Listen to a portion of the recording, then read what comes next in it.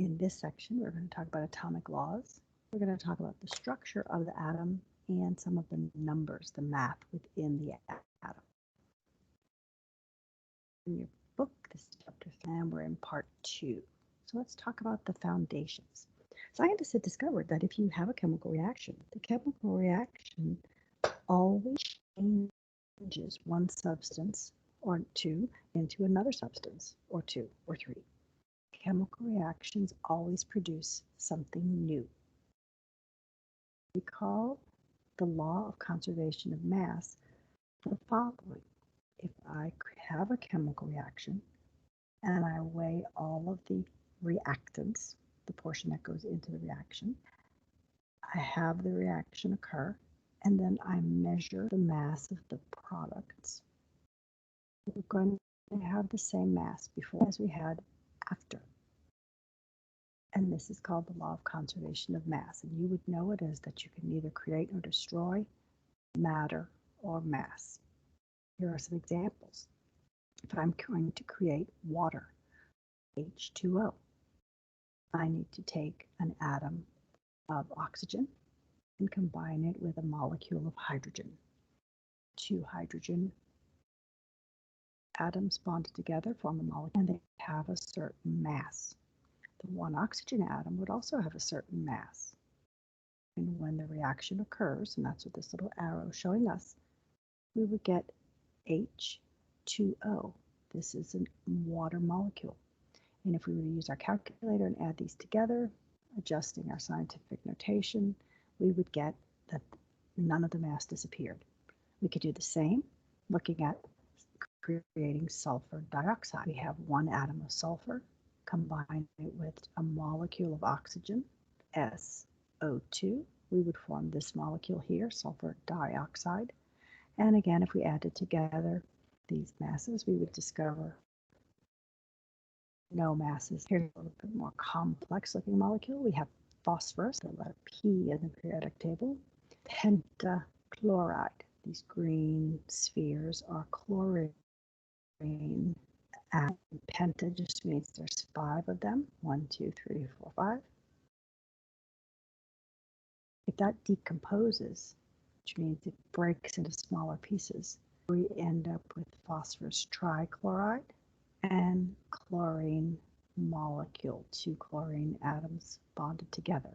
And if you look at these, you have 5 chlorines here, and here you have 1, 2, 3, 4, 5. We have 1 phosphorus, and here we have only 1 phosphorus. So you can imagine if we look at the masses, we would start with a certain mass, and when we break it into 2 pieces, we would still find the same amount of mass. That is the law of conservation of mass. Well, let's talk about the law of definite proportions. Definite proportions tell us that if we have a molecule of something, it always has the same ratio between the different elements in the molecule.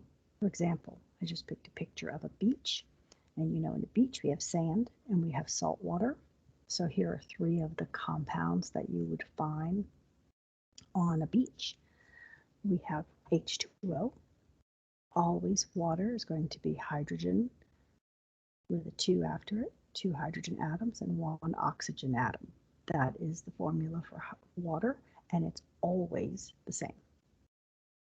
The salt in the water is made of sodium chloride. The sodium chloride is made of 1 sodium atom combined with 1 chlorine atom. And those 2 are always in a 1-to-1 ratio. And if you looked at them, they would have a certain mass ratio. The sand is also a compound called silicon dioxide. And always in sand, you will see 1 silicon atom and 2 oxygen atoms. And again, if you compared their masses, you would always see they were in the same ratio. So we talked about law of conservation of mass, law of definite proportions. Now, sometimes things can have multiple proportions. You can have 2 compounds made of the same 2 elements, and the ratio of the masses of the elements are going to be in whole number ratios. So let's look at an example. We have nitrogen and oxygen. There are two formulas here. Nitrogen monoxide, 1 and 1 of each, and nitrogen dioxide. The same two elements, but combining them in different ratios will show you that they must be two different compounds. And look how different they are. Nitrogen monoxide is a gas, it has no color, and it reacts very quickly with oxygen. If it does react with oxygen and forms nitrogen dioxide, then suddenly the gas is brown and it is poisonous. It's something that is in smog. The exhaust from cars and smog in big cities is nitrogen dioxide, and it's poisonous. And if we looked at the ratios, we could take the masses from the periodic table and do ratios and show that in the NO molecule, the ratio of mass between nitrogen and oxygen is 1.14 to 1. And in NO2, this number is double, 2.28 grams of oxygen for every 1 gram of nitrogen. So again, 1, and this is double. It's a whole number ratio, and we see that. There's a 1 here and a 2 here. So 3 laws: definite proportions, multiple proportions, and conservation of mass. Let's talk about how the atom is put together. I want you to think of it sort of like you're building with Lego or Lincoln Logs or something like that. The smallest particle of any element that keeps its properties is called an atom. An atom of gold will always act like gold. An atom of copper will always act like copper. It's the smallest particle that has the properties of an element. But within the atom, we found the nucleus. Who found the nucleus? Rutherford.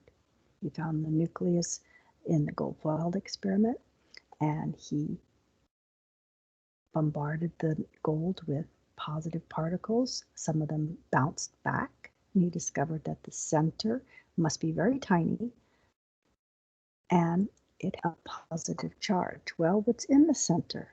The center has two things: the proton, the positive charges, but later we found, Chadwick discovered, using the wax experiment, that there were also some neutral particles that just added mass, and they are called neutrons.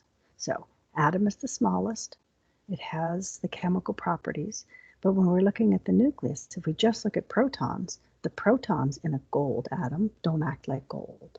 They have to be combined with a certain number of neutrons to act like gold. What's around the nucleus? The nucleus has this tiny space, but it carries all the mass, but around it are the negatively charged particles called electrons that J.J. Thomson discovered, and that Millikan found the electric charge and the mass of. So we call these 3 types of particles subatomic. They're smaller than the atom. Sub meaning smaller or less than. If we talk about, oh, someone's work is substandard, it means it's not as good as it should be. It's below or under. If we talk about a submarine, it's something that's on the sea, but it's under the sea. So sub means lower than, less than, or below. So this is the particles, these are the particles that are smaller than the atom. And here's a list, you'll find this table in your book, comparing the 3. What I want you to know, or to notice, is that they're called subatomic particles. There are 3 of them. They have charges. Negative is the electron, positive is the proton, neutral is the neutron. And we can look at their masses. So when we're adding them together to make the mass number, then we don't count the electron as having any mass because it's so much smaller. In fact, it's almost 2,000 times smaller than a proton and a neutron. So if we look at this relative mass, it's compared to another element, we will see that the relative mass of the proton and neutron is very similar, 1.00, 1.00. It's only the 4th sig fig that changes. But you'll notice the neutron is the largest. Then the proton, they're very similar in size, and the electrons are 2,000 times smaller. 1, 2, 3 zeros showing that would be 1,000 times smaller, but then this is a 1 and this is a 5, so then another half, so 2,000 times smaller. If we look at their actual masses, we could measure them in kilograms, and we get these tiny, tiny numbers. And if you look at the scientific notation, you'll notice that the negative exponent here is 4 magnitudes smaller. So again, many thousands smaller. So what's in the nucleus? Well, except for the one type of hydrogen, I'm going to go back one spot, this hydrogen atom right here, that's called protium, only has one proton. Every other element has protons and neutrons. Proton has a positive charge, and it's equal in magnitude to the charge of